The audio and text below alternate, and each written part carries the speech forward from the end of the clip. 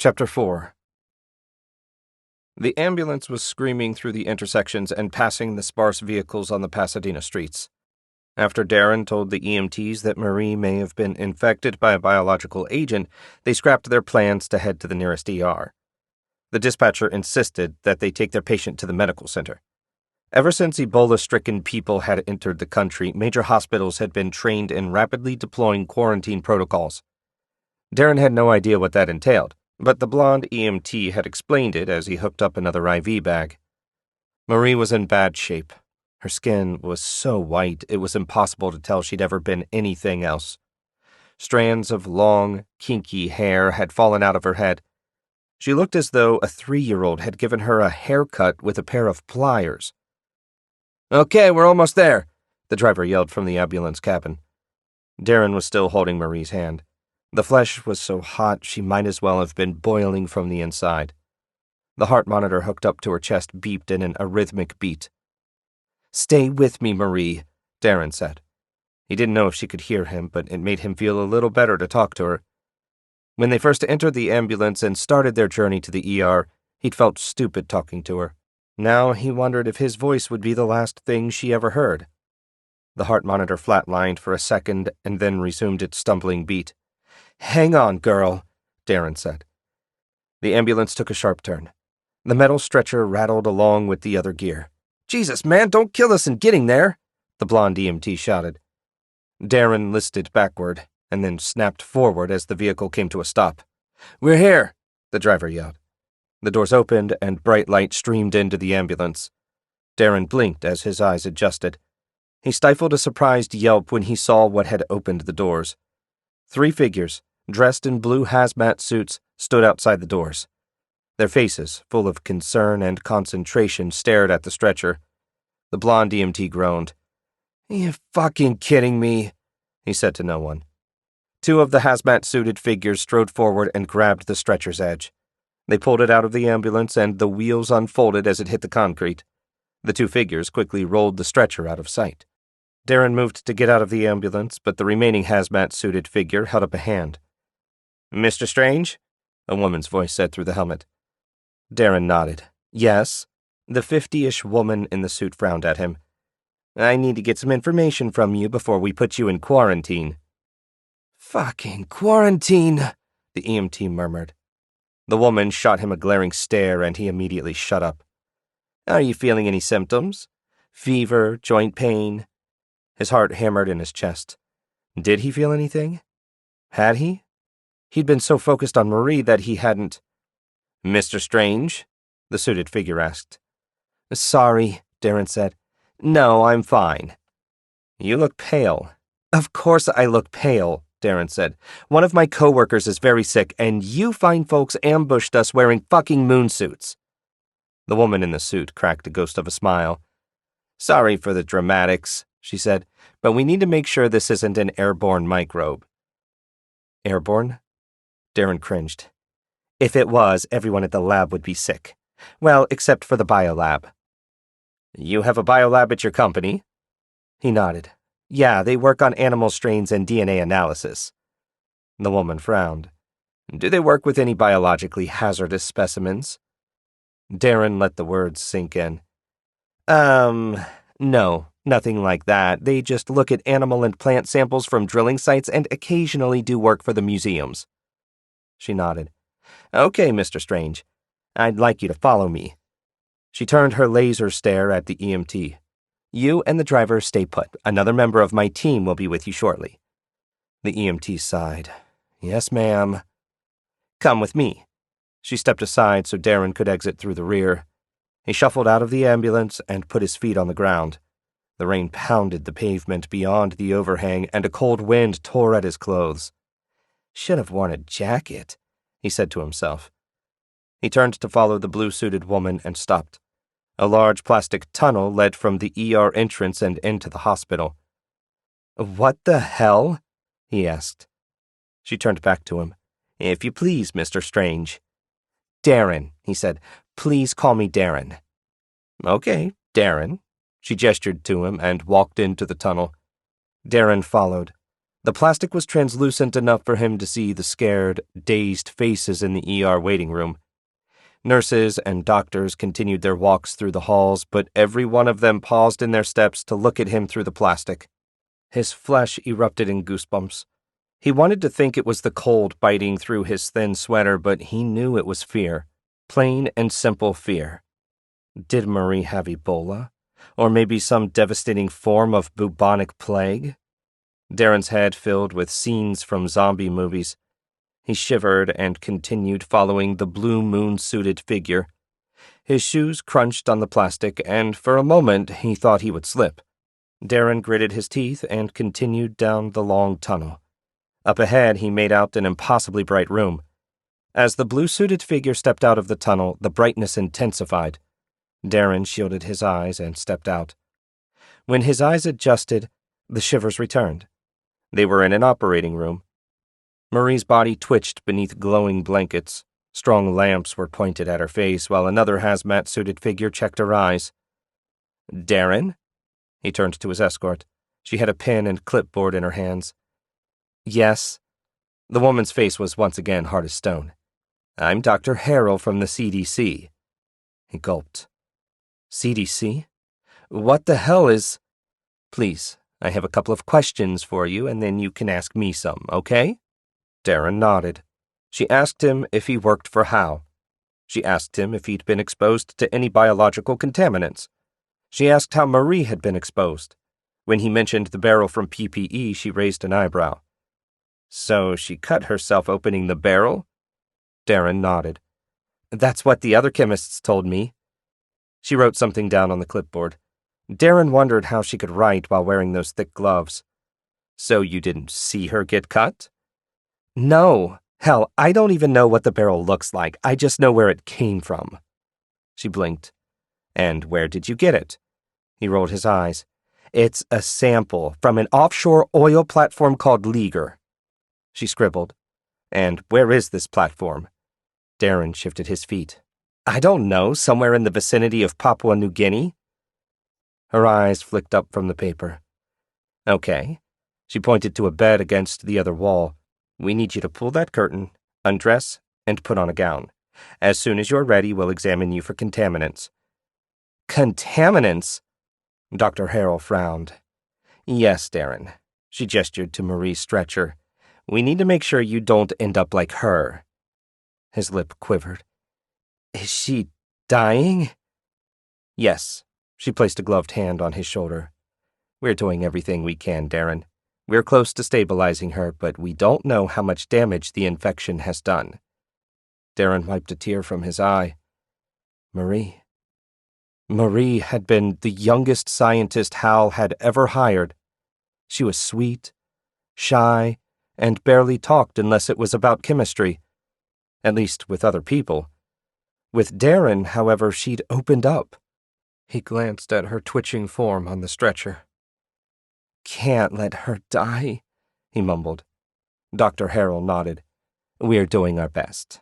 She pointed at the bed. "Let's make sure you're not infected, okay?" He wiped another tear from his eye and nodded. On numb feet, he headed to the bed and pulled the curtain closed. He took off his sweater, and the room's cold bit through his undershirt. By the time he pulled off his underwear, he was shivering.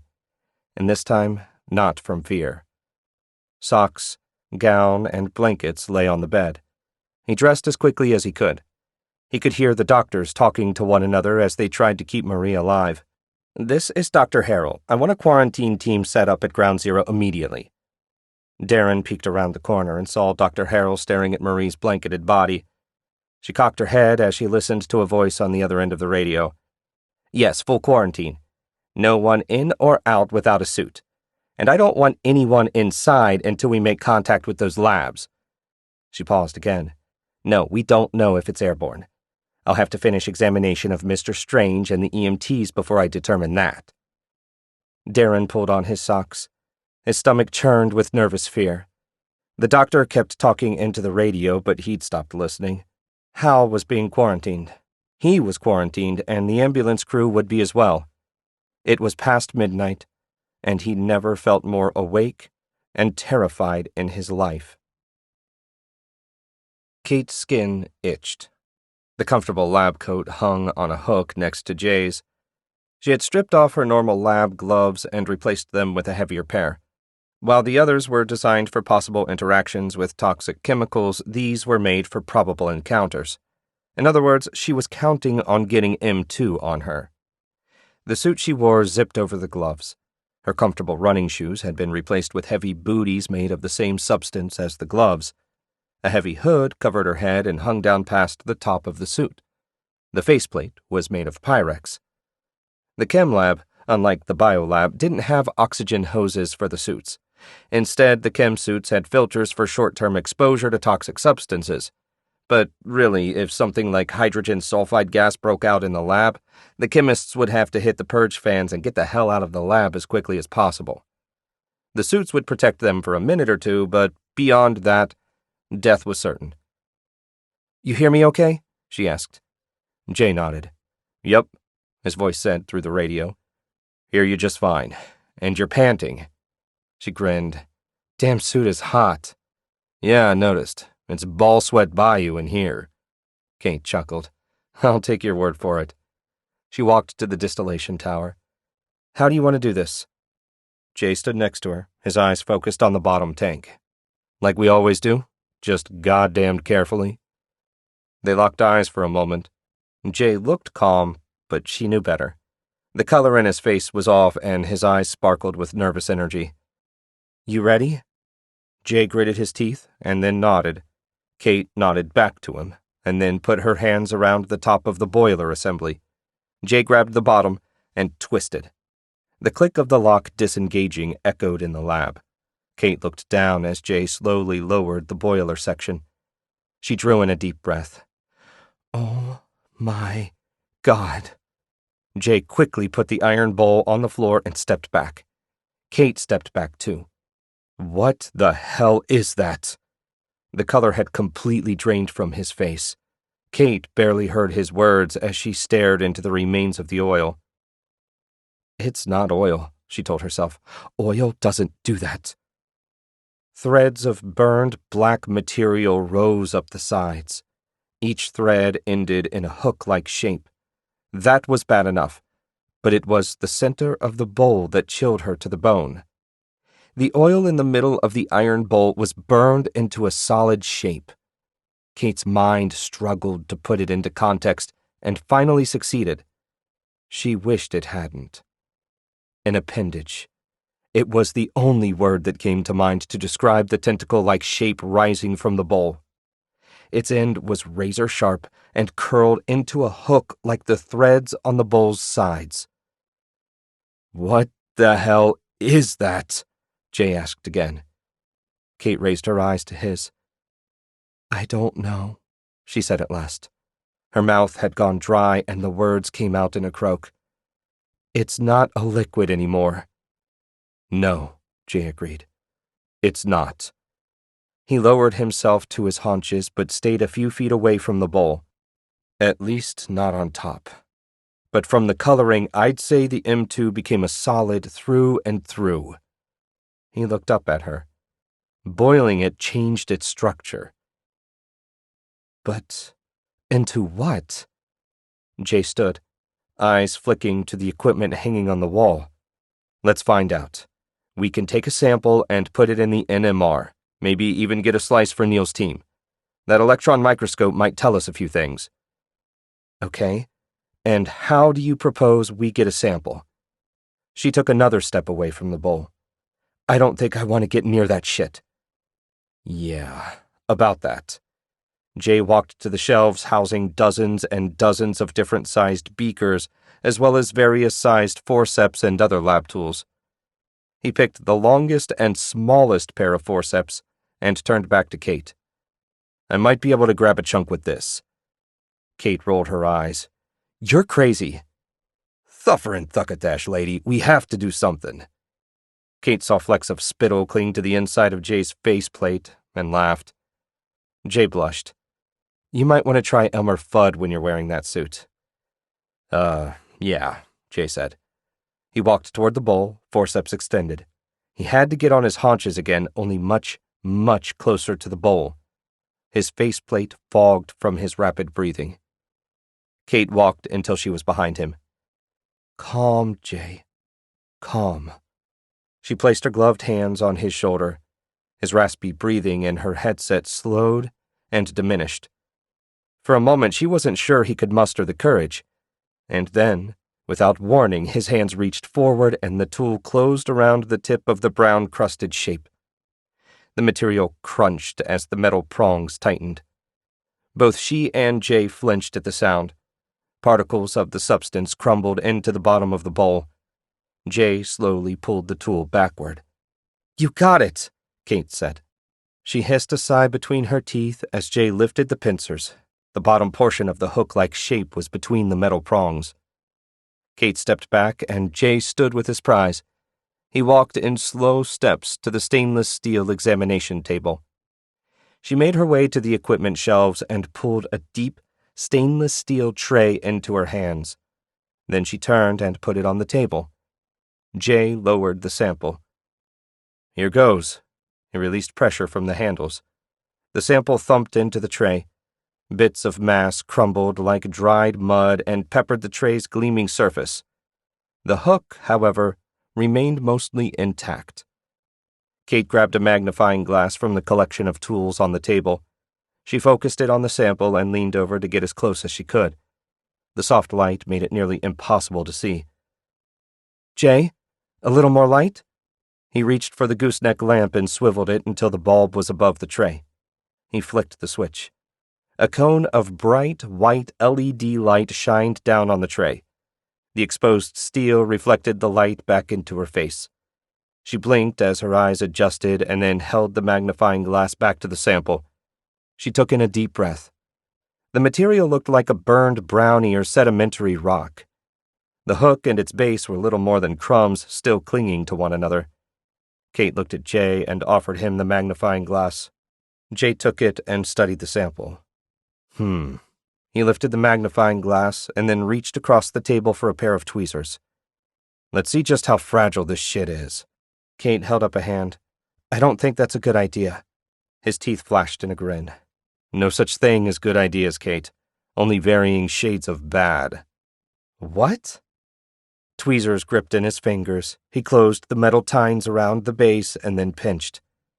The base crackled and then crumbled into chocolate-colored grit. Kate let out a deep breath. When Jay had touched the sample with the tool, her heart rate spiked into a sprint. A bead of sweat ran down her cheek. "No liquid." Jay looked up at her. "No liquid," he echoed, "which means it underwent a phase change." "That's not possible. It would have produced gas. The analyzer would have picked that up."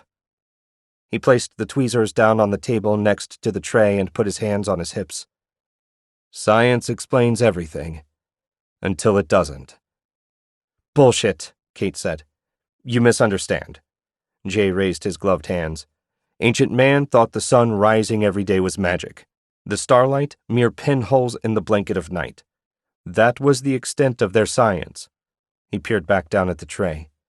"Maybe we just don't have the tools to understand this."